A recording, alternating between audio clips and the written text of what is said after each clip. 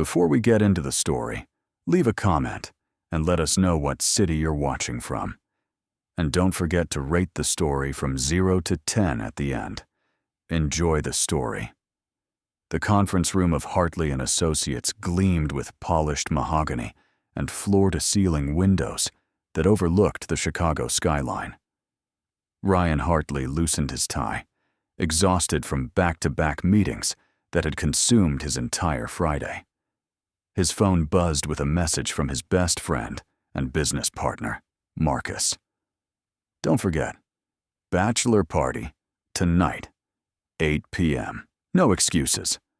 Ryan groaned, running a hand through his dark hair. He'd been dreading this all week. Marcus was getting married in 2 months, and while Ryan was genuinely happy for his friend, the idea of a typical bachelor party made his skin crawl. Strip clubs, excessive drinking, juvenile pranks. At 32, he'd outgrown that scene years ago. But Marcus was his oldest friend, his college roommate, the person who'd believed in him when he'd proposed starting their own consulting firm 5 years ago. If Marcus wanted a bachelor party, Ryan would show up and pretend to enjoy himself. His phone buzzed again. This time, it was an email from his assistant, Jennifer. Reminder: new senior partner starts Monday, Olivia Rose. Stanford MBA, previously with Goldman Sachs. Her file is in your inbox. Also, the entertainment for tonight has been confirmed. Charge will appear on company card as discussed. Ryan frowned. Entertainment? He opened the email thread, and his stomach dropped. Marcus had apparently convinced Jennifer to hire a stripper for the party, claiming it was tradition and that Ryan needed to loosen up. The reservation was for a private suite at the Sterling Hotel downtown, where they'd also booked rooms for anyone too drunk to drive home. He considered canceling, but knew Marcus would never let him hear the end of it. Besides, how bad could it be? They'd have some drinks, the entertainment would do whatever it is they did, and everyone would go home, professional and clinical. He could handle one night. At 7:45, Ryan found himself in the hotel's private elevator, ascending to the penthouse suite. Marcus had gone all out, apparently. When the doors opened, Ryan stepped into a space that looked more like a luxury apartment than a hotel room. Floor-to-ceiling windows offered a spectacular view of the city lights. A full bar occupied one corner, already stocked with top-shelf liquor. Leather sofas formed a conversation area around a marble coffee table. Marcus emerged from the bathroom, grinning widely. "There he is. I was starting to think you'd bail." "I considered it," Ryan admitted, accepting the whiskey his friend offered. "This seems excessive for a bachelor party." "Nothing's too good for my last night of freedom," Marcus joked, though his eyes shone with genuine happiness. His fiancée, Sarah, was amazing, and everyone knew it. Besides, the company's paying, right? "Don't remind me. Jennifer's going to have fun explaining this expense." Other guests began arriving. Tom from accounting, Brian from legal, a few of Marcus's college friends Ryan barely remembered.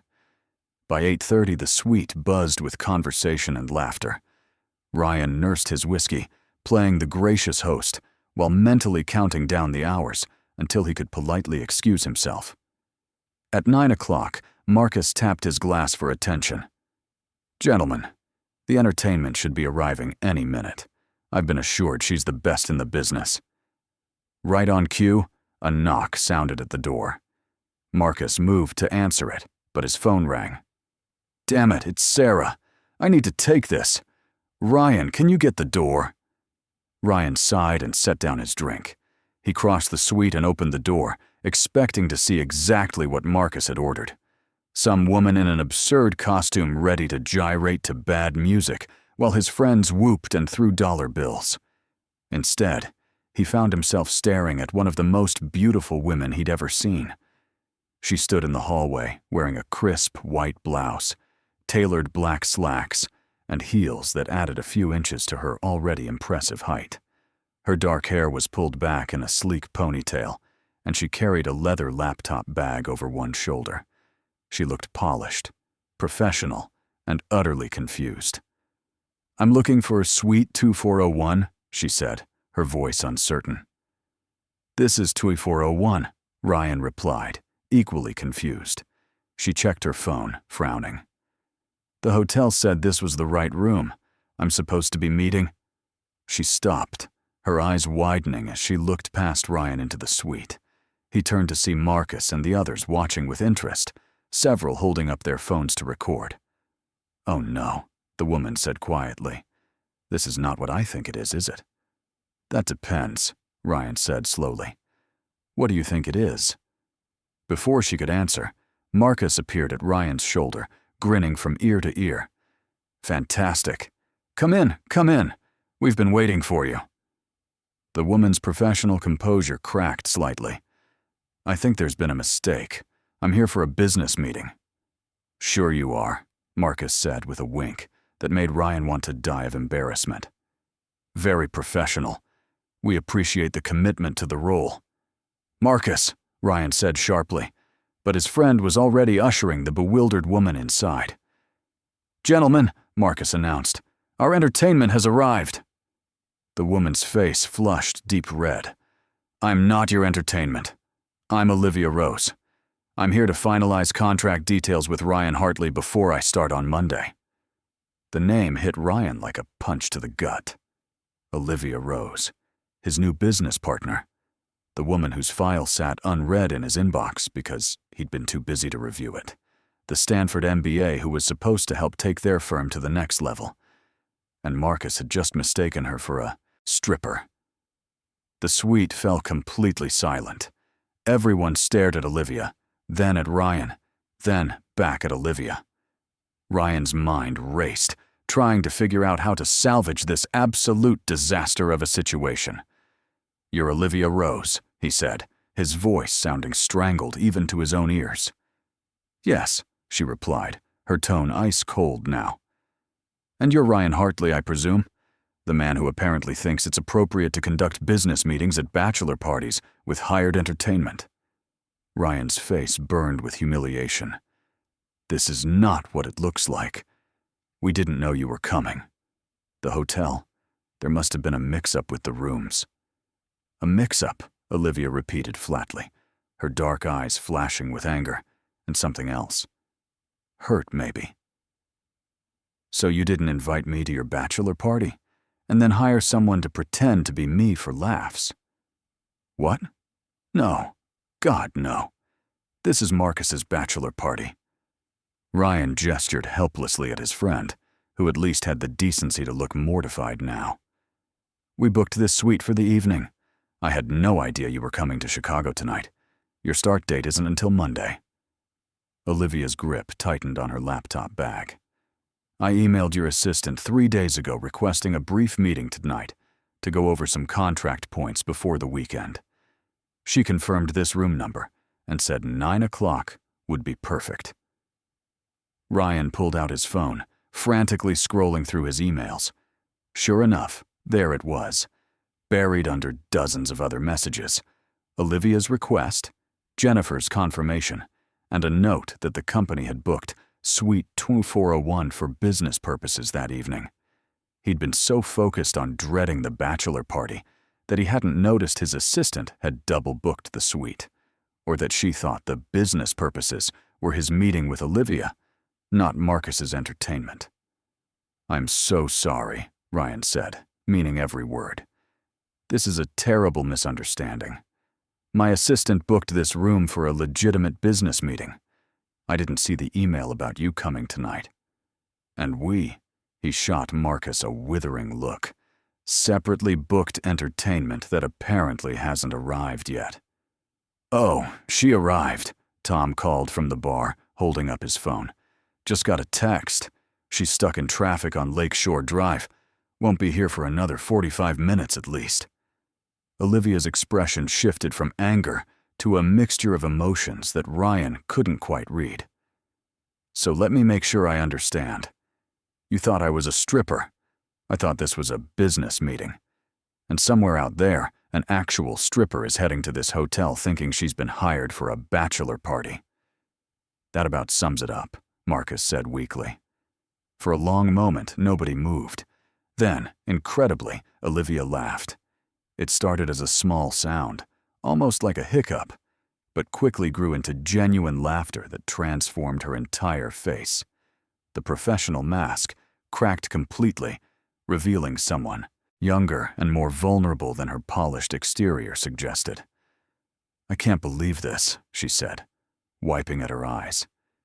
"I have been absolutely terrified about this job for 3 weeks. I've rehearsed everything I wanted to say to you tonight, practiced my handshake, picked out this outfit specifically to project confidence and competence. And instead, I walk into a bachelor party and get mistaken for a stripper." Ryan found himself smiling despite the absurdity of the situation. "If it makes you feel better, you're the most professionally dressed stripper I've ever seen." "You say that like you've seen a lot of them," Olivia countered, one eyebrow raised. "Fair point. I actually haven't been to a strip club since college, and Marcus had to basically blackmail me into this party." "Some friend," Olivia said, but her tone was teasing now rather than accusatory. Marcus stepped forward, extending his hand. "Marcus Webb, partner at Hartley & Associates, terrible friend, and groom-to-be. On behalf of everyone here, I apologize for the confusion. Can we offer you a drink? We have an excellent bar, and it seems we have 45 minutes to kill before the actual entertainment arrives." Olivia hesitated, glancing between Marcus and Ryan. "I probably should just go. This is your bachelor party. I'm intruding." "You're not intruding," Ryan said quickly, surprising himself with how much he meant it. "You're absolutely right that we should discuss the contract details before Monday. And honestly, this party has been pretty boring so far. No offense, guys." "None taken," Brian called from the couch. "We've mostly been talking about quarterly projections." Olivia bit her lip, considering. Ryan found himself holding his breath, hoping she'd stay. Not just because they did need to discuss business, but because something about her presence had shifted the energy in the room. The awkwardness was fading, replaced by something lighter, more interesting. "Okay," Olivia said finally. "One drink, and then we talk business." "Deal," Ryan agreed, leading her to the bar. "What would you like?" "Whiskey." "Neat." Ryan's estimation of her rose even higher. He poured them both 2 fingers of 18-year-old scotch, their fingers brushing briefly as he handed her the glass. The touch sent an unexpected jolt through him, and from the way her eyes widened slightly, she'd felt it too. They moved to the windows, away from the others, creating a pocket of relative privacy in the crowded suite. The Chicago skyline stretched before them, lights glittering like stars against the dark sky. "So," Olivia said, taking a sip of her whiskey, "this is not how I imagined our first meeting." "I don't think anyone could have imagined this," Ryan replied. "Though I have to say, you handled it better than I would have." "Oh, I was about 3 seconds away from a panic attack. I just hide it well." "The professional mask?" "Exactly. It's exhausting. Always having to prove yourself. Being a woman in finance, you learn early that any show of emotion gets weaponized. So you develop this armor." She gestured at her outfit. "Conservative clothes, perfect posture. Never let them see you sweat." Ryan studied her profile, the way the city lights played across her features. "For what it's worth, you don't need armor here. Marcus and I built this firm on the principle that talent matters more than anything else. Your credentials are impressive. Stanford, Goldman Sachs, the work you did on the Henderson merger. You earned this position." Olivia turned to face him fully. "Did you actually read my file, or are you just saying what you think I want to hear?" "I'm saying it because it's true. Though I'll admit, I only skimmed your file this afternoon. I should have read it more thoroughly. Should have been prepared for tonight. Life happens. Emails get missed. Business meetings get accidentally combined with bachelor parties." She smiled, and Ryan felt that jolt again, stronger this time. At least this will make a good story someday. Think you'll still want the job after this? Are you kidding? This is the most interesting first impression I've ever made. Besides, she added, her expression turning more serious, I've wanted to work at Hartley & Associates since I first heard about your approach to sustainable business consulting. What you and Marcus have built, it matters. It's not just about profits. You're actually trying to make companies better, not just richer. Ryan felt warmth spread through his chest that had nothing to do with the whiskey. He'd heard plenty of people praise the firm over the years, but something about hearing it from Olivia felt different. More genuine, maybe. Or maybe he was just hyper-aware of everything about her after their disastrous introduction. That means a lot, he said quietly. Marcus and I started this because we were tired of consulting firms that prioritized quarterly earnings over long-term sustainability. We wanted to prove that businesses could be profitable and ethical. And you have. The Morrison case study alone is taught at Stanford now. Turning around a failing manufacturing company by investing in worker training and environmental upgrades, instead of mass layoffs. That's the kind of work I want to be part of. They talked for another 20 minutes, the conversation flowing easily despite the unusual circumstances.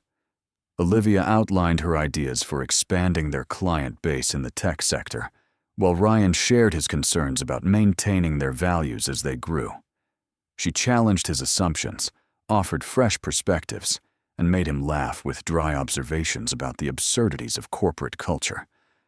Ryan found himself studying the way she gestured when she got excited about an idea, how her professional facade dissolved completely when she was engaged in genuine conversation. She was brilliant, yes, but also warm, funny, self-deprecating in a way that made him want to know everything about her. "So what made you accept our offer?" Ryan asked. "You must have had other opportunities." Olivia swirled the last of her whiskey. "I did. 3 other firms made competitive offers. One was more money, better benefits, faster partner track. But you chose us anyway." "I chose you because of something Marcus said during my final interview. He told me that consulting had become too much about the consultants, about building our own empires and reputations. He said what you both wanted was to become obsolete, to teach companies how to solve their own problems so they wouldn't need consultants anymore." Ryan smiled, recognizing Marcus's words. It was his friend's favorite philosophy, one they developed during late-night conversations in their college dorm. That's very Marcus. Most people think he's crazy when he says that. Most people are focused on job security over impact. I'd rather do meaningful work that makes me unnecessary than build a career on creating dependency. She met his eyes directly. "That's why I'm here. That's why I gave up a higher salary and moved halfway across the country. Because I believe in what you're building." Before Ryan could respond, Marcus appeared at his elbow, looking apologetic. "Sorry to interrupt, but the actual entertainment just texted. She's 10 minutes away." Olivia set down her empty glass. "That's my cue to leave. Thank you for the drink and the conversation." "Wait," Ryan said, the word coming out more urgently than he intended. "We should still discuss the contract details. That's why you came here." "Right. The contract." Olivia pulled her laptop from her bag. "I had some questions about the non-compete clause and the intellectual property rights section." Ryan glanced at Marcus, who was watching them with poorly concealed amusement. "Give me 10 minutes." "Take your time," Marcus said. "I'll keep everyone entertained." Ryan led Olivia to a small office nook at the far end of the suite, away from the main gathering. They sat on opposite sides of a desk, and she opened her laptop, pulling up a document covered in highlighted sections and margin notes. "Okay," she began. "All business now." Section 4, Paragraph 3. The non-compete states that if I leave the firm within 5 years, I can't work for any competing consulting firm within a 200-mile radius. That's fairly standard, but I'd like to add an exception for academic positions or nonprofit work. Ryan leaned forward, reading the section she indicated. That's reasonable. I'll have legal add that modification.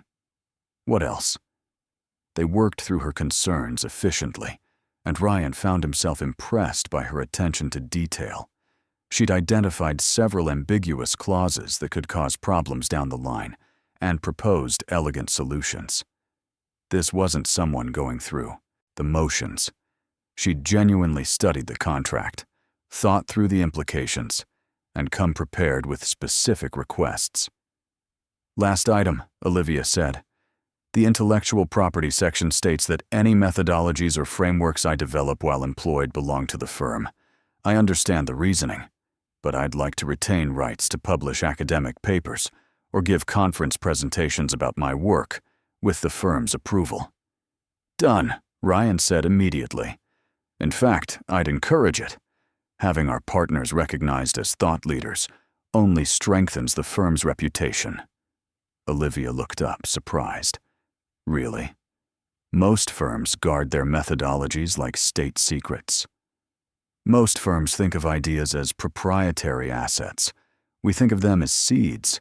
The more you plant, the more grows. If you develop something valuable and share it, other consultants might use it. But companies also learn they don't need to hire anyone. That's a win in our book. She studied him for a long moment, something shifting in her expression. You really believe that? Absolutely. I made the right choice coming here. The moment stretched between them, charged with something neither of them seemed willing to name. Ryan became acutely aware of how close they were sitting, how the warm light from the desk lamp cast shadows across her face, highlighting the elegant line of her jaw. A burst of laughter from the main room broke the spell. Olivia closed her laptop with a decisive click. I should definitely leave now. Let you get back to your party. You could stay, Ryan found himself saying. If you wanted. I mean, now that the misunderstanding is cleared up, and we're technically colleagues now. Well, starting Monday, if you're comfortable with that. No pressure. He was rambling, he realized. Rambling like a nervous teenager instead of a successful 32-year-old business owner. Olivia's smile suggested she found it endearing rather than off-putting. That's a terrible idea, she said. Yeah, you're probably right. I mean, staying for a bachelor party with my new boss and colleagues before I've even officially started? That's a professional disaster waiting to happen. Absolutely. Terrible judgment. Plus, the actual entertainment is about to arrive, and that would just make things even more awkward. Definitely more awkward. Neither of them moved. Although, Olivia said slowly, it would be good to meet some of the other team members in a casual setting before Monday. Put faces to names. That's a practical consideration, Ryan agreed, trying to keep his voice neutral even as something in his chest lifted. Purely professional networking. Exactly. Fine. One more drink. But when the stripper gets here, I'm leaving. Deal. They returned to the main room, where Marcus immediately handed them fresh drinks and introduced Olivia to the group. Ryan watched as she charmed his colleagues effortlessly, asking thoughtful questions and laughing at their jokes. Tom, notoriously shy around women, was soon telling her stories about his most ridiculous client experiences. Brian, the firm's most skeptical partner, was nodding along as she explained her vision for their expansion strategy. Ryan found himself hanging back, content to watch Olivia navigate the room. There was something magnetic about her, the way she could shift seamlessly from serious discussion to easy banter. She'd mentioned the professional mask earlier, but right now, she seemed completely genuine. Maybe it was the whiskey, or maybe she was finally relaxing. But either way, he liked what he saw. You're staring, Marcus murmured, appearing at his shoulder. I'm observing, Ryan corrected. She's good with people. She's great with people. And you're definitely staring. It's not like that. She's our new partner. It would be completely inappropriate to… To what? Notice that she's beautiful and brilliant? Too late, buddy. Everyone in this room has noticed. Ryan frowned, his gaze sharpening as he looked around. Sure enough, several of the guys were paying a little too much attention to Olivia. Brian kept finding excuses to stand closer to her. Tom was laughing louder than necessary at her jokes. That's just because she's new, Ryan said, but even he could hear how unconvincing he sounded. Marcus clapped him on the shoulder. Whatever helps you sleep tonight. Just remember, she's your business partner now. That's a line you probably shouldn't cross. He was right, of course. Ryan knew he was right. Getting involved with a colleague was complicated under the best circumstances. Getting involved with someone he'd be working closely with. Someone who'd just moved across the country for this job. Someone whose first impression of him involved being mistaken for a stripper at a bachelor party. That was a disaster in the making. And yet, as Olivia caught his eye across the room and smiled, Ryan felt that pull again. Stronger now, impossible to ignore. At 9:50, another knock sounded at the door. This time, everyone knew what it meant. Marcus moved to answer it, and a woman entered wearing a police uniform that was clearly designed more for fantasy than function. She carried a portable speaker and surveyed the room with professional assessment. "Evening, gentlemen. Someone here having a bachelor party?" "That would be me," Marcus said, suddenly looking less enthusiastic than he had earlier. The woman nodded, beginning to set up her equipment. Olivia caught Ryan's eye and gestured toward the door. He nodded, making his way over to her. "I should definitely go now," she said quietly. "Probably wise." They walked to the door together, and Ryan stepped into the hallway with her, letting the suite door close behind them. The sudden quiet felt intimate after the noise of the party. "Thank you," Olivia said, "for handling that whole situation with grace. A lot of men would have gotten defensive or tried to brush it off as no big deal. It was a big deal. You deserved better for your first impression of the firm. Well, it certainly was memorable." She shifted her laptop bag on her shoulder. "I'll see you Monday?" "Monday," Ryan confirmed. 9 a.m. Jennifer will show you to your office. Looking forward to it." She started toward the elevator, then paused, turning back. "Ryan?" "Yeah. Tonight was actually kind of great. Once we got past the whole stripper confusion, I mean. You made me feel welcome. Like I belonged here already." Something in Ryan's chest tightened. "You do belong here, Olivia. Your ideas, your perspective, that's exactly what we need." She smiled, soft and genuine, then disappeared into the elevator. Ryan stood in the empty hallway for a long moment after the doors closed, trying to process what had just happened. He'd had business meetings before. He'd hired new partners. But none of them had left him feeling quite like this, exhilarated and terrified in equal measure. When he returned to the suite, the entertainment was in full swing. The woman in the police uniform was performing an elaborate routine, while Marcus sat in a chair looking simultaneously embarrassed and amused.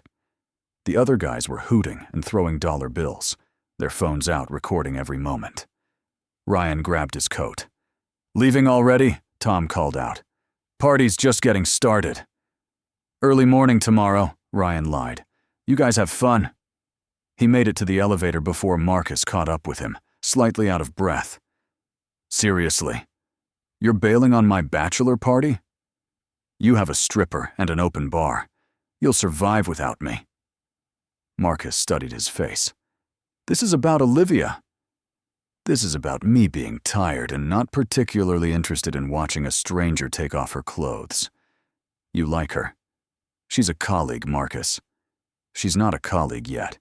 She doesn't start until Monday. That gives you a whole weekend to what? Ask her out?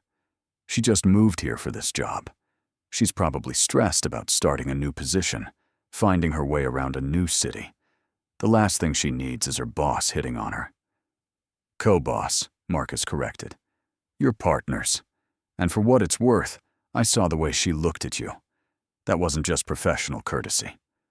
Ryan shook his head, but he couldn't quite suppress a smile. Go back to your party. Enjoy your last night of freedom, even though we both know Sarah has you completely wrapped around her finger. Happily wrapped, Marcus agreed. And for the record, I think you're making a mistake, but I respect it. Just don't let that respect turn into regret. The elevator arrived, and Ryan stepped inside. As the doors closed, he pulled out his phone and typed a quick message. Made it home safely. Looking forward to Monday. Olivia. Ryan stared at his screen, rereading the message 3 times. It was perfectly professional, perfectly appropriate. And yet something about those 2 sentences felt weighted with possibility. He typed and deleted several responses before settling on, same. Sleep well. It wasn't enough. It was too much. It was exactly what he should say, and nothing like what he wanted to say. He hit send anyway. The weekend crawled by with excruciating slowness. Ryan tried to focus on work, reviewing files, and preparing for Olivia's integration into the firm, but his mind kept drifting back to Thursday night. The way she'd laughed when the truth came out, her passion when discussing their business philosophy. That moment in the office nook when their eyes met, and the air between them seemed to crackle with unspoken tension. Saturday afternoon, his phone buzzed with a message from an unknown number. Question about the Morrison case study. Do you have time for a call? Olivia. Ryan's pulse kicked up. He forced himself to wait a full minute before responding, trying to seem casual rather than desperate. Happy to help. Now works if you're available. His phone rang 30 seconds later. Hey. Olivia's voice came through, warm and slightly breathless. Sorry to bother you on the weekend. I've been reading through our case files, and I had some questions about the implementation timeline for Morrison. They talked for 20 minutes about client management strategies and change implementation models. The conversation was entirely professional, entirely appropriate. And yet Ryan found himself smiling the entire time, pacing his apartment like a teenager talking to his crush. That helps a lot, Olivia said finally. Thanks for taking the time. Anytime. That's what partners do. A pause. Then, Ryan, can I ask you something off the record? His heart rate picked up. Of course. Thursday night, when we were talking by the windows, before Marcus interrupted, I felt... She stopped, seeming to reconsider. Never mind. Forget I said anything. Olivia, it's just that I moved here for this job. It's important to me. I can't afford to mess it up by... Another pause. I should let you go. Thanks again for the help. She hung up before Ryan could respond, leaving him staring at his phone with his heart pounding. She'd felt it too. Whatever that thing was between them, the pull, the connection, it wasn't just in his imagination. And she was fighting it for the same reasons he was. Because it was complicated. Because it could mess up something important. Because they were professionals with reputations and responsibilities. Ryan set down his phone and walked to his window, looking out at the Chicago skyline. Somewhere out there, Olivia was probably doing the same thing. Both of them trying to be sensible, trying to do the right thing. Marcus's words echoed in his head. Don't let respect turn into regret. Sunday evening, Ryan made a decision. He pulled up Olivia's number and typed out a message. There's a coffee shop 2 blocks from the office, corner of Madison and Wells. They open at 7. If you wanted to grab coffee before work tomorrow, discuss those Morrison questions in person. I'll be there at 7:15. No pressure. Just colleagues having coffee. He hit send before he could talk himself out of it, then immediately regretted it. Too forward. Too obvious. She'd see right through the flimsy excuse about work discussion. His phone buzzed. See you at 7:15. Ryan didn't sleep well that night. He was up at 5:30, showering and changing clothes 3 times before settling on dark slacks and a blue button-down that Jennifer had once told him brought out his eyes. Not that it mattered. This was just coffee. Just colleagues. He arrived at the coffee shop at 7 exactly, ordering a black coffee and claiming a table by the window. The minutes ticked by with agonizing slowness. 7:10. 7:12. 7:14. At 7:15 precisely, Olivia walked through the door. She wore a charcoal gray dress with a tailored jacket, her hair down around her shoulders instead of pulled back in a ponytail. She looked professional and polished, but there was something different about her expression. Nervous, maybe. Hopeful.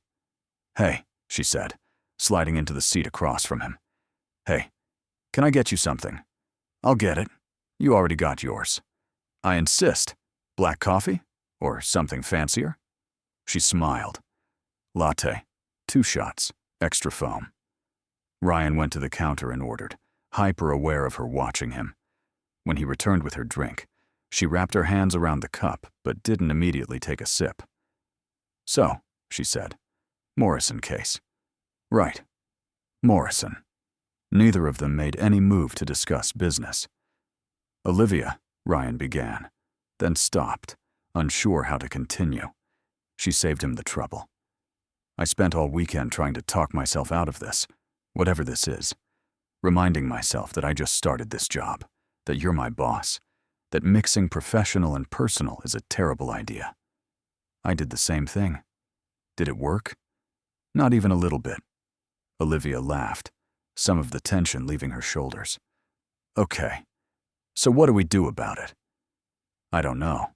I've never been in this situation before. Marcus keeps telling me I'm too cautious, too focused on doing everything by the book. But the book exists for good reasons. The book also doesn't account for walking into a bachelor party and being mistaken for a stripper, then having the most interesting conversation you've had in months with someone you're supposed to work with. That's a fair point." They sat in silence for a moment, the morning sun streaming through the window and casting patterns across their table. Around them, other people got their coffee and rushed off to start their days, oblivious to the small drama playing out in the corner. "What if we just see how it goes?" Olivia suggested. "No pressure, no expectations. We're colleagues, and maybe we're also friends. If something more develops naturally, we deal with it then. But we don't force it or avoid it. We just let it be what it is." Ryan considered this. It was sensible, measured, exactly the kind of approach he usually favored. And yet, part of him wanted to argue, wanted to push for something more definitive.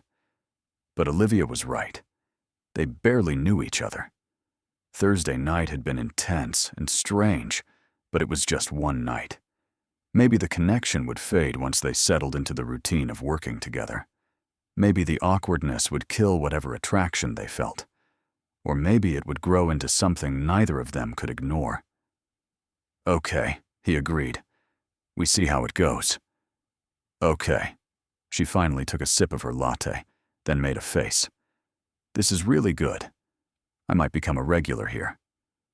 "The owner is a former client. We helped him restructure his business plan when he was struggling.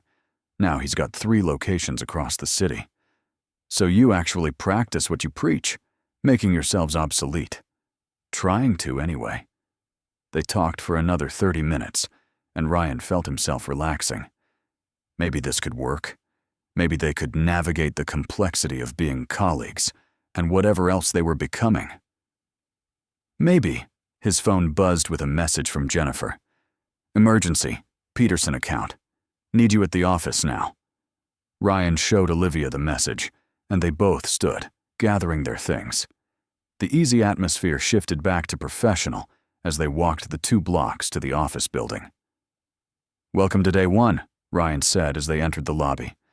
"Baptism by fire. I like it."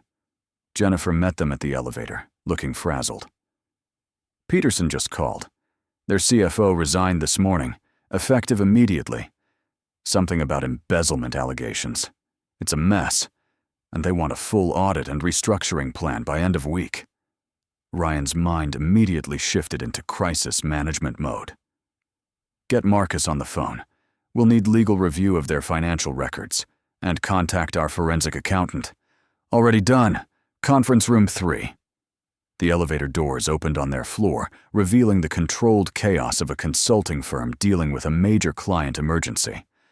Ryan glanced at Olivia, who looked remarkably calm given the circumstances. "Still think you made the right choice joining us?" he asked. "Are you kidding? This is exactly the kind of work I want to do. Peterson Manufacturing employs 3,000 people. If they go under because of one person's fraud, that's 3,000 families affected. We can help fix this." Her eyes shone with genuine excitement, and Ryan felt that pull again. She got it. She understood why. This work mattered. "Then let's get to work, partner." The conference room was already full when they arrived. Marcus was on a video call with Peterson's interim CEO. Brian had financial documents spread across the table. Tom was frantically taking notes on a legal pad. "Ryan, good," Marcus said, looking relieved. "We need to establish a timeline. How fast can we mobilize a full audit team?" Ryan thought quickly. 24 hours for initial assessment. Full audit will take a week, maybe 2, depending on how deep the fraud goes. They want it in 5 days. That's not realistic for a thorough. They're talking about filing for bankruptcy protection if we can't show them a path forward by Friday. The room fell silent. Bankruptcy would mean layoffs, possibly liquidation. Everything they'd helped Peterson build over the past 3 years could disappear.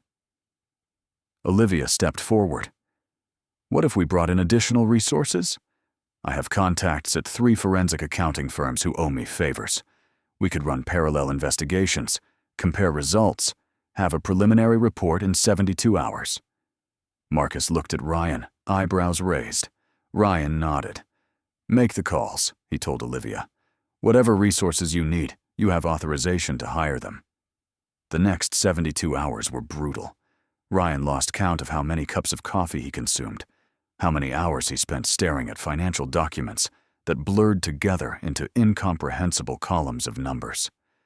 The firm's entire senior staff worked around the clock, sleeping in shifts on the office couches when they couldn't keep their eyes open any longer. Olivia proved invaluable. Her contacts came through, bringing in experts who tore through Peterson's financials with surgical precision. She coordinated between teams, synthesized their findings, and somehow managed to keep everyone fed and caffeinated despite the chaos. Ryan found himself watching her work, impressed by how seamlessly she'd integrated into the crisis response. There was no learning curve, no hesitation. She saw what needed to be done and did it, stepping on no one's toes while still asserting her expertise when necessary. At 2 a.m. on Wednesday morning, they were alone in the conference room, both staring blearily at yet another spreadsheet. "This is insane," Olivia muttered, rubbing her eyes. "Who embezzles money by hiding it in the equipment depreciation budget?" "Someone who thinks they're clever, but isn't quite clever enough," Ryan replied. He highlighted another suspicious transaction. "Look at this. Same pattern, different account." Olivia leaned closer to see his screen, her shoulder brushing his. They'd been working in close proximity for days now, but this felt different. The office was dark and quiet except for their corner of light. Everyone else had finally gone home or crashed in the break room. "You're right," she said softly. "It's systematic. He's been doing this for at least 18 months. Probably longer. We'll need to go back further in the records. Tomorrow. Right now, my brain is mush." Ryan glanced at his watch. "It's tomorrow already." Olivia groaned, letting her head drop to the table. "I can't remember the last time I slept. Or ate something that wasn't from a vending machine. There's a 24-hour diner 3 blocks from here. Best pancakes in Chicago." She lifted her head, squinting at him. "Are you asking me to leave this crisis and get pancakes at 2 in the morning? I'm saying we've been at this for 16 hours straight. Our brains need a break. 30 minutes. Fresh air, real food. Then we come back with clear heads. That's actually sensible advice. I have my moments. They grabbed their coats and walked out into the cool night air. The city was quiet at this hour, just a few taxis and delivery trucks making their way through empty streets. Ryan led the way to the diner, a hole-in-the-wall place with cracked vinyl booths and fluorescent lighting that had probably been installed in the 70s. But the coffee was hot and strong, and the pancakes arrived fluffy and golden, exactly as promised. "Okay, you were right," Olivia said after her first bite. "These are amazing. Told you. This place got me through my first year of business school. I probably ate here 3 times a week." "Did you always know you wanted to be a consultant?" Ryan considered the question. "Not exactly. I studied economics because I was good at math, and my parents thought it was practical. But I didn't really know what I wanted to do until I took a class with Professor Hammond. She taught business ethics, which sounds incredibly boring, but she made it fascinating, made us think about how companies could be forces for good instead of just profit machines. That's where you got the idea for the firm's approach. That's where Marcus and I got it together, yeah. We were roommates, taking the same class. We'd stay up late arguing about whether it was possible to build a successful business that prioritized people over profits. Eventually, we decided to find out. Olivia smiled. And 5 years later, you're putting out fires for companies that trust you to save them. Some days it feels like success. Other days it feels like we're barely keeping our heads above water. This week is definitely a heads above water situation. But you love it. It wasn't a question. Ryan met her eyes, seeing his own exhaustion reflected there, along with something else. Understanding, maybe. Shared purpose. "Yeah," he admitted. "Even when it's 3 a.m. and I'm reviewing financial documents that make my eyes bleed, I love it. Because we're helping people. Real people with real jobs and families who depend on Peterson staying afloat. That's why I wanted to work with you. Well, one of the reasons." "What are the other reasons?" Olivia took a sip of coffee, seeming to choose her words carefully. "You remember Thursday night, when I told you I'd been terrified about starting this job?" "I remember. I wasn't just nervous about performing well or fitting in. I was nervous because I'd followed your career for 2 years, read every article, every case study. I knew your reputation, knew the kind of work you did, and I was terrified that meeting you in person would be disappointing, that you'd turn out to be just another ambitious consultant who talked a good game but didn't actually care. And instead, you met me at a bachelor party, where you were mistaken for a stripper. Instead, I met someone who was genuinely mortified by the mistake, who treated me with respect despite the absurd circumstances, who stayed and talked to me about business philosophy instead of brushing me off. And then, over the past 3 days, I've watched you work yourself into exhaustion because you actually care about those 3,000 Peterson employees. You're not doing this for the fee or the reputation. You're doing it because it matters." Ryan didn't know what to say. The intensity in her gaze made his chest tight. "I'm not some saint," he finally said. "I get frustrated. I make mistakes. Ask Marcus about the time I almost tanked a client relationship because I was too stubborn to compromise on a minor point. I don't need you to be perfect. I just need you to be real. And you are." The moment stretched between them, charged with everything they weren't saying. Ryan thought about the rules, about professional boundaries and sensible choices, about all the reasons this was complicated. Then he thought about Marcus's words. Don't let respect turn into regret. "Olivia," he began, but his phone buzzed, shattering the moment. Marcus's name flashed on the screen. Ryan answered, and his friend's excited voice came through. "We found it. The smoking gun. Peterson's CFO didn't just embezzle funds. He was hiding them in offshore accounts to avoid taxes. We can trace every transaction. We have enough to hand to federal prosecutors and clear the company of any wrongdoing." Relief flooded through Ryan. "That's incredible. How'd you find it?" "Your new partner, actually. She flagged a pattern in the equipment purchases that led us to a shell corporation. Once we had that, everything else unraveled." Ryan looked at Olivia, who was watching him with raised eyebrows. "We'll be back in 20 minutes. He hung up and relayed the news. Olivia's face lit up with triumph. "We did it. We did it. Or more accurately, you did it. Your pattern recognition saved the case. Team effort," she insisted, but she was grinning. They practically ran back to the office, exhaustion forgotten in the rush of success. The conference room was full again, everyone gathered around Marcus's computer as he walked them through the evidence. The next few hours were a blur of phone calls and document preparation. By 9 a.m., they had a complete report ready for Peterson's board. By noon, the FBI had been contacted and was opening a formal investigation into the former CFO. By 2 p.m., Peterson's interim CEO was on a video call, thanking them profusely and promising to recommend their services to every company in their network. As the call ended, the entire team erupted in cheers. Someone produced champagne from somewhere, and suddenly everyone was celebrating, talking over each other in their excitement and relief. Ryan found himself next to Olivia, both of them leaning against the wall, watching the chaos. "First week on the job," he said. "How are you holding up?" "I'm exhausted, starving, and my eyes hurt from staring at spreadsheets. It's perfect," he laughed. "That's the spirit." "Ryan?" She turned to face him fully. "About what I said at the diner. I don't want things to be weird between us." "They're not weird. But there's something." He couldn't deny that. "Yeah, there's something." Olivia bit her lip, glancing at their colleagues celebrating across the room. "I need to be honest with you. This job is everything to me. I gave up a lot to come here.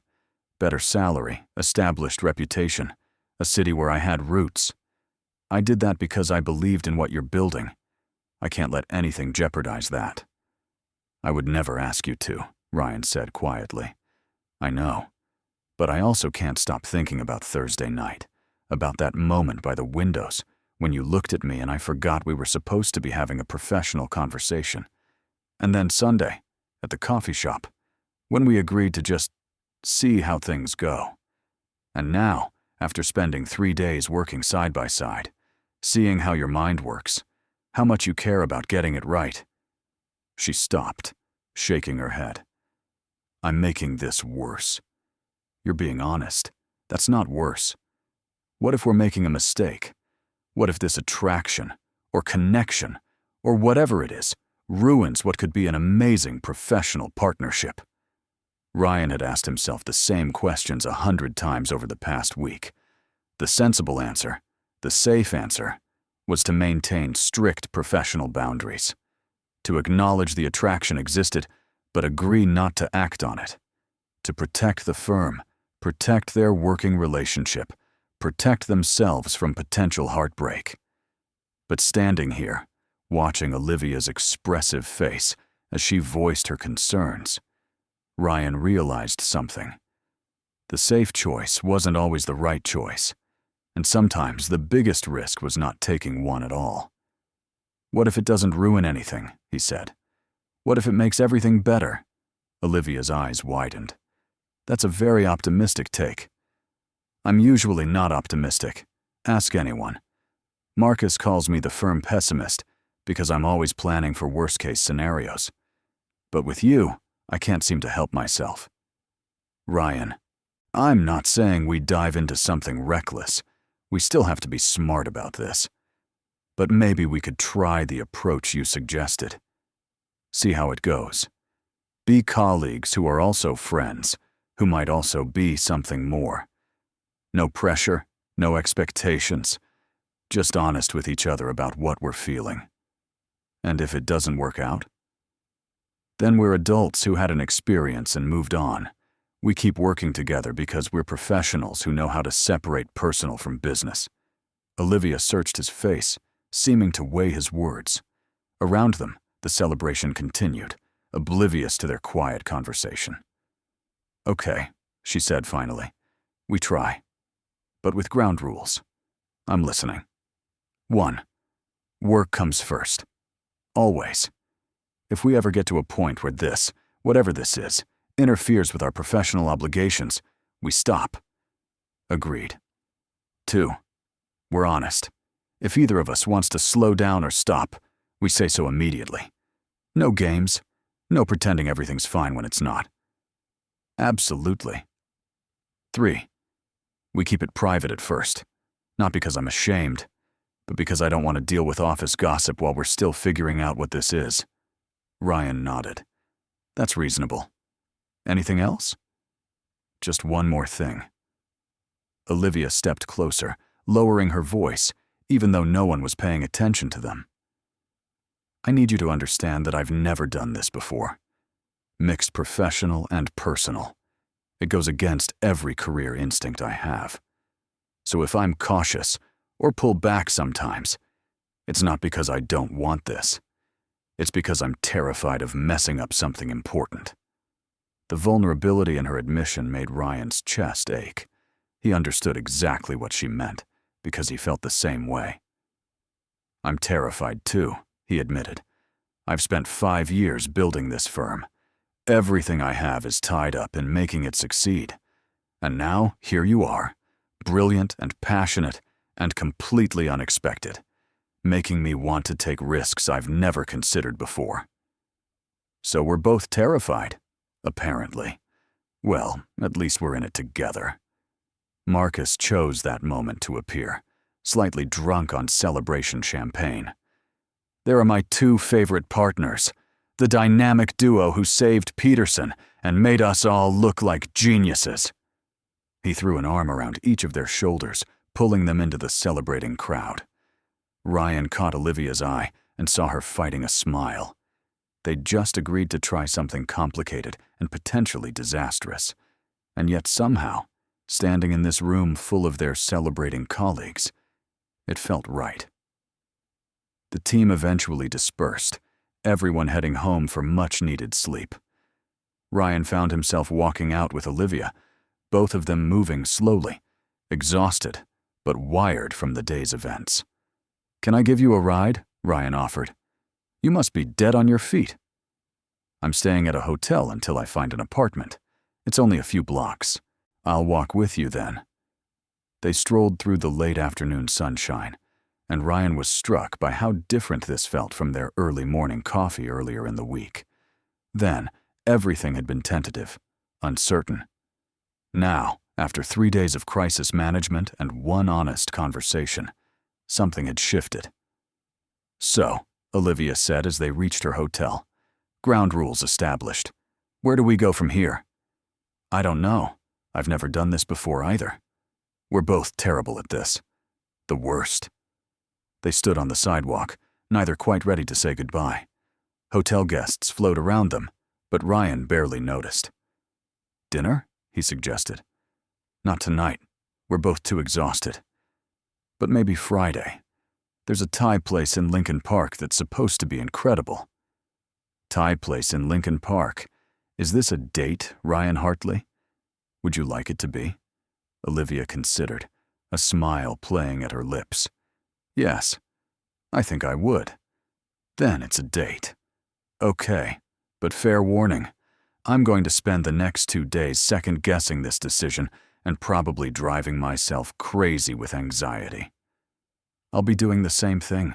We can compare notes over pad thai. She laughed, and the sound settled something in Ryan's chest. This was right. Terrifying and complicated, and potentially disastrous. But right. See you tomorrow, partner, Olivia said. See you tomorrow. Ryan waited until she disappeared into the hotel before turning to head home. His phone buzzed with a message from Marcus. You asked her out, didn't you? Ryan smiled. Maybe. About damn time. Don't screw this up. Thanks for the vote of confidence. I'm serious. She's good for you, good for the firm. Don't let your overthinking ruin something before it even starts." Ryan pocketed his phone, Marcus's words echoing in his head. His friend was right. He had a tendency to overthink, to plan for every possible contingency until he talked himself out of taking chances. But Olivia was worth the risk. He could feel it in his bones, the same way he'd known 5 years ago that starting the firm with Marcus was the right move, even when everyone told them they were crazy. The next day at work, they fell into an easy rhythm, professional in meetings, friendly but not obviously familiar in front of others, but stealing moments alone where they could talk freely. Ryan found himself looking forward to those moments, a shared coffee break, a quick consultation in his office, a late evening when most people had gone home and they could relax their guard. Friday arrived, and Ryan spent an embarrassing amount of time getting ready for dinner. He changed clothes 3 times, fussed with his hair, arrived at the restaurant 15 minutes early, and then walked around the block twice so he wouldn't seem too eager. When he finally entered the restaurant at exactly 7 p.m., Olivia was already there, waiting at the bar. She wore a deep blue dress that made her eyes seem even more striking, her hair loose around her shoulders. "Hey," she said, smiling as he approached. "Hey, you look amazing." "So do you. I like the sweater." They were seated at a corner table, private but not isolated. The restaurant had warm lighting and the spicy aroma of Thai cuisine. Conversation flowed easily once they settled in. Away from the office and the pressure of the Peterson case, they could finally just talk.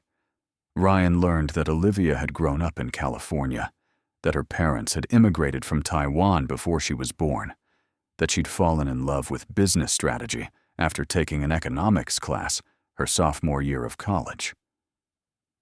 "What about you?" Olivia asked, stealing a spring roll from his appetizer plate. "What made you choose Chicago? You could have gone anywhere after business school." Marcus had already decided to stay here. His now fiancée Sarah is from Chicago, and she'd just gotten a job at Northwestern. So when he suggested we start the firm here, it made sense. Plus, the market was underserved. A lot of companies needed consulting help but couldn't afford the big New York or LA firms. So you built something better and more accessible. We tried. Some days we succeed more than others. They talked through dinner, sharing stories and learning each other's histories. Ryan discovered Olivia played piano, that she was terrified of spiders, that she'd always wanted to learn to sail but had never had the chance. She learned that he'd played basketball in high school, that he was terrible at cooking but great at assembling furniture, that he'd read every business biography he could find and still kept a running list of leadership lessons in a notebook. "That's very on brand for you," Olivia teased. "Organized, thorough, probably color-coded." "It's not color-coded, but you considered it." Ryan laughed, maybe briefly. After dinner, they walked through Lincoln Park, the evening warm and perfect. Street lights cast soft glows on the sidewalk, and the park was full of people enjoying the night, couples holding hands, families with children, groups of friends laughing together. "I should probably tell you something," Olivia said as they strolled. "I almost didn't come to Chicago." "What do you mean?" 2 days before I was supposed to leave California, I had a complete panic attack. I was in my empty apartment, everything packed, and I suddenly couldn't breathe. I kept thinking about everything I was leaving behind. My family, my friends, the job offers I'd turned down. What if I was making a huge mistake? What if the firm wasn't what I thought it was? What if I couldn't handle the work? Ryan stopped walking, turning to face her. "What changed your mind?" "My mom. She came over and found me crying on the floor surrounded by boxes. She sat down next to me and told me a story about when she first came to America. She was 18, barely spoke English, moving to a country where she knew no one. She was terrified. But she did it anyway, because she believed it would lead to something better." Olivia's eyes glistened with emotion as she continued. "She told me that fear is just proof you're doing something that matters. If you're not scared, you're not pushing yourself. You're not growing. And then she said that if I stayed in California because I was afraid, I'd spend the rest of my life wondering what could have been. She sounds like an incredible woman. She is. And she was right. Coming here was terrifying. But it was also necessary. I needed to prove to myself that I could do it. That I could take a risk and build something new. They resumed walking, and Ryan found himself reaching for her hand. She didn't pull away, just laced her fingers through his like it was the most natural thing in the world. "I'm glad you came," Ryan said quietly. "Me too. Even if my first impression involved a bachelor party and a stripper mix-up. Especially because of that. It broke the ice pretty effectively. That's one way to look at it." They walked in comfortable silence for a while, just enjoying the night and each other's company. Ryan couldn't remember the last time he'd felt this content. Usually, his mind was racing ahead, planning next steps and anticipating problems. But right now, in this moment, he was just present. "Can I ask you something?" Olivia said eventually. "Anything." "What do you want? Not for the firm, not for your career, for yourself." Ryan considered the question. "Honestly, I don't know if I've let myself think about it. I've been so focused on building the firm, proving it could work, that I haven't really thought about what comes after success. So think about it now." He stopped walking again, this time pulling her to face him fully. The park lights cast shadows across her face, making her eyes seem darker, more mysterious. "Right now, in this moment, I want this. I want to spend time with someone who challenges me and makes me laugh. I want to build something meaningful, both professionally and personally. I want to take the risk of caring about someone, even though it's complicated and scary. I want to see where this goes." Olivia stepped closer, closing the distance between them. "That's a pretty good answer. What do you want?" "The same things, plus pad thai. That restaurant was really good." Ryan laughed, and then they were kissing. It was soft and sweet and perfect, everything a first kiss should be. When they finally pulled apart, both slightly breathless, Olivia rested her forehead against his. "Well," she whispered, "that happened." "Yeah, it did. Still think this is a good idea?" "Best idea I've had in years." They walked back to Olivia's hotel, still holding hands, both aware that they'd crossed a line they couldn't uncross. At the entrance, they stopped, neither quite ready to say goodnight. "So, what happens now?" Olivia asked. "We see how it goes, just like we agreed." "Ground rules still apply." "Absolutely. Work first. Honesty always, keep it private until we're ready." "Okay." She smiled up at him. "Same time next week." "I'd like that." "Me too." One more kiss, brief but full of promise, and then Olivia disappeared into the hotel. Ryan walked home, his mind racing, but his heart settled. This was right. He didn't know how it would all work out, didn't have a plan or a strategy. But for once in his life, he was okay with that. Over the next few weeks, they fell into a pattern, professional during business hours, with only subtle signs of their growing relationship. A shared glance across a conference table, a light touch on the shoulder when passing in the hallway, inside jokes that only they understood. But after work, they explored Chicago together. Olivia was new to the city, and Ryan loved showing her his favorite places. They tried new restaurants, visited museums, went to concerts. Every date revealed more layers to who she was. Brilliant and ambitious, yes, but also funny and thoughtful and surprisingly spontaneous. One Saturday, she convinced him to take a salsa dancing class, something he never would have considered on his own. He was terrible at it, stepping on her toes and completely unable to follow the rhythm.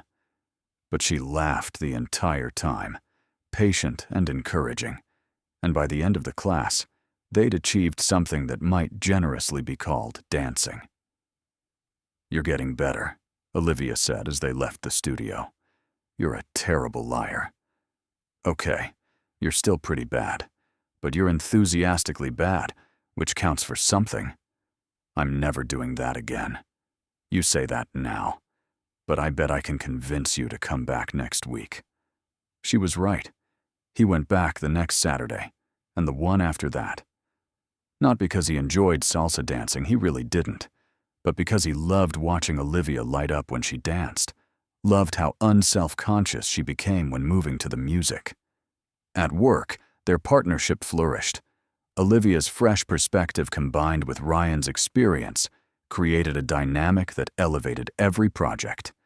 They challenged each other, pushed each other to think differently, and somehow always ended up with better solutions than either would have developed alone. Marcus noticed, of course. He cornered Ryan in his office one afternoon, closing the door behind him. "So you and Olivia?" Ryan didn't bother denying it. "Yeah. How's that going?" "Really well. Better than I expected." Marcus studied his face. "You're happy. I haven't seen you this relaxed in years." "I am happy. Also terrified, but mostly happy." "Good. You deserve this." Marcus hesitated, then added, "Just be careful, okay? Not because I think it won't work out, but because when it's good, when it really matters, that's when you're most vulnerable." Ryan understood what his friend wasn't saying. Be careful with her heart. Be careful with your own.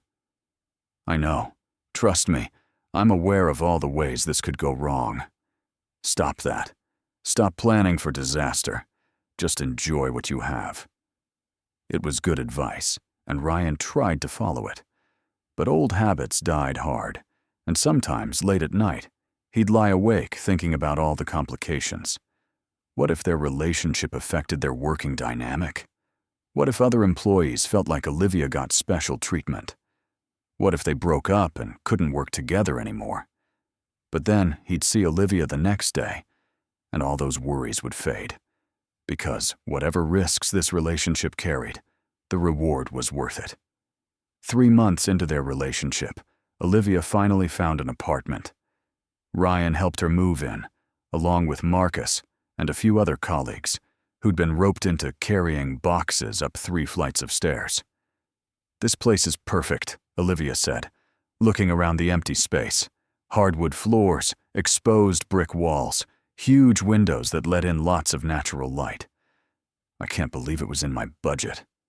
"It's a great neighborhood too," Ryan said, setting down a particularly heavy box labeled books.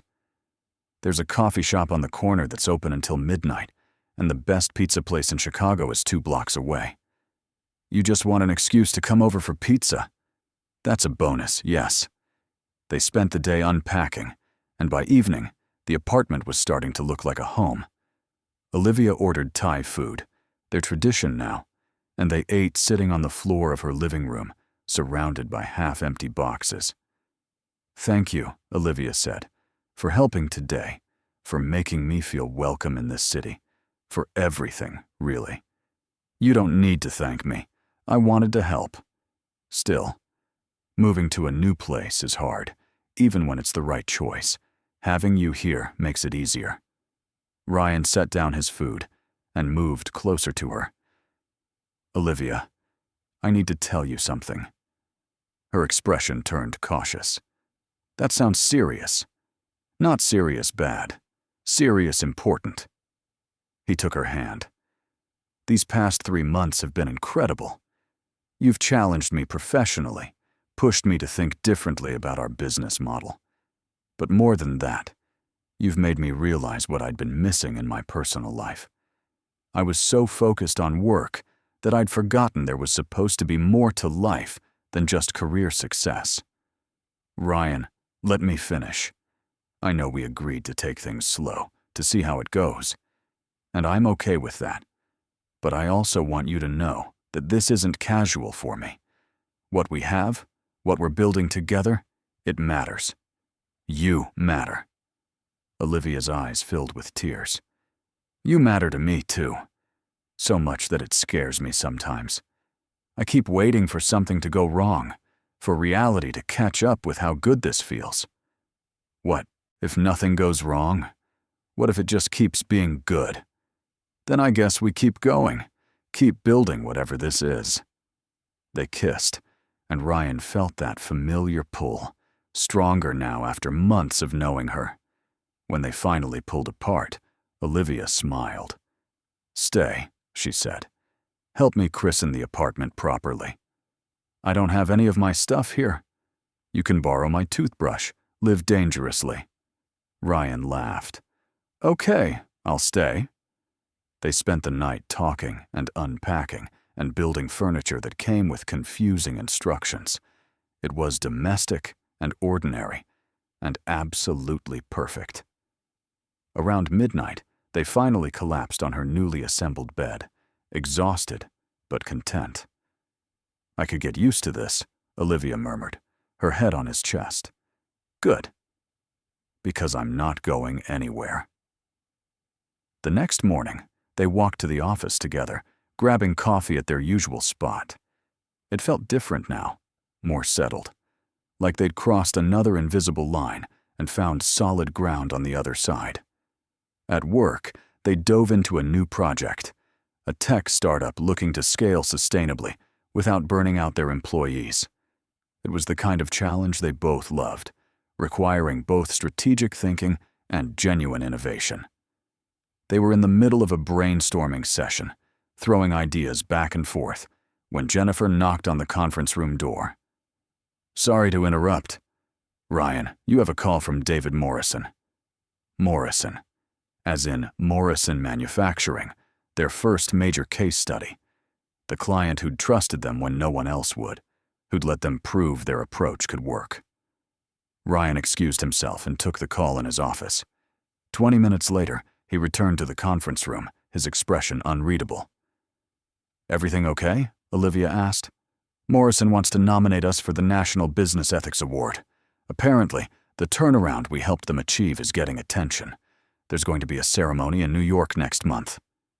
The room erupted in excited chatter. The National Business Ethics Award was huge, the kind of recognition that could elevate the firm to an entirely new level. "That's incredible," Marcus said. "We should celebrate."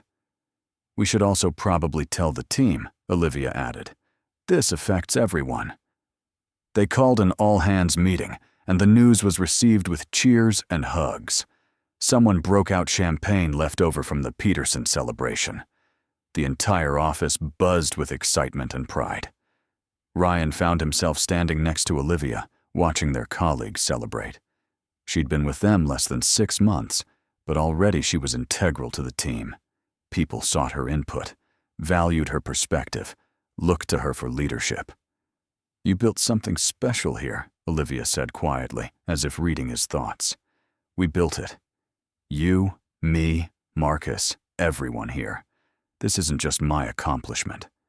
Still, you should be proud." "I am. But I'm also thinking about what comes next. This award is going to bring attention, probably new clients, maybe media coverage. We'll need to be ready to scale up." "Always planning ahead. It's my superpower," Olivia smiled. "And here, I thought your superpower was assembling IKEA furniture without the instructions. That's my secondary superpower." The weeks leading up to the award ceremony were hectic. They prepared their acceptance speech, coordinated with Morrison's team, and handled the influx of new client inquiries that started even before the official announcement. Through it all, Ryan and Olivia worked side by side, their partnership strengthening with each challenge. The night before they were supposed to fly to New York, Ryan couldn't sleep.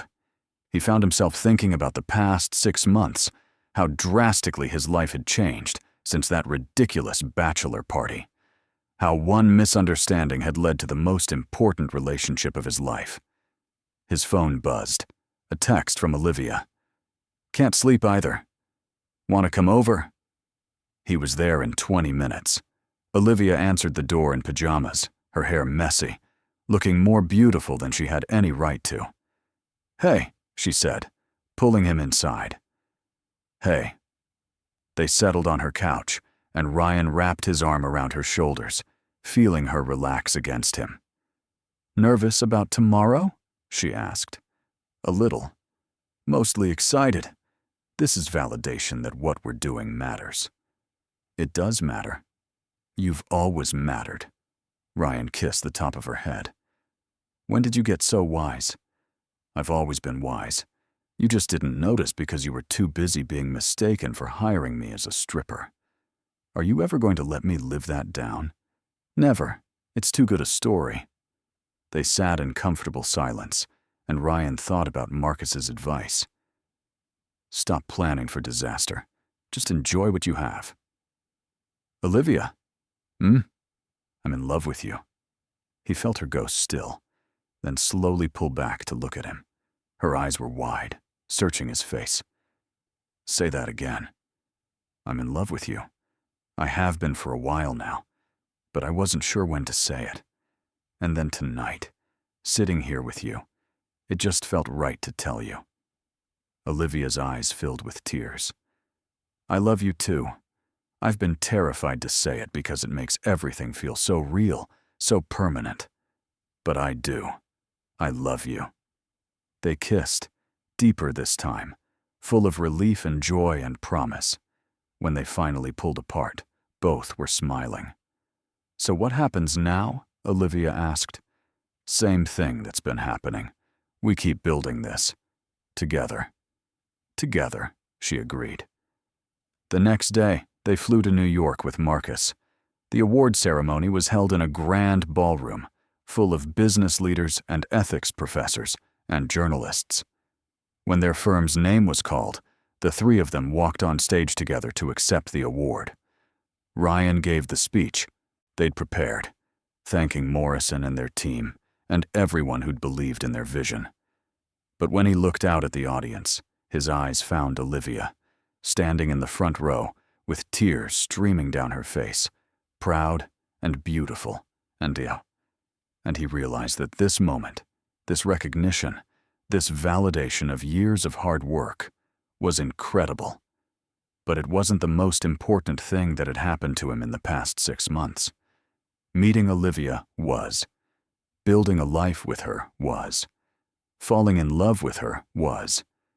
The award was just a bonus. After the ceremony, there was a reception. People wanted to talk to them, to hear about their approach, to discuss potential partnerships. Ryan and Olivia worked the room together, a seamless team even in this social context. Late in the evening, they finally managed to steal a moment alone on the terrace overlooking the city. "We did it," Olivia said, leaning against the railing. "We really did. 6 months ago, I walked into a bachelor party thinking it was a business meeting. And now here we are, accepting a national award, running a successful firm, building a life together." Ryan moved to stand behind her, wrapping his arms around her waist. "Best mix-up of my life." "Mine too." They stood there, looking out at the New York skyline, and Ryan thought about all the ways things could have gone differently. If Jennifer hadn't double-booked the suite, if Olivia had arrived earlier or later, if either of them had been less willing to take a risk. But they hadn't. And now here they were, partners in every sense of the word, building something meaningful together. "I have a question," Olivia said, turning in his arms to face him. "What's that?"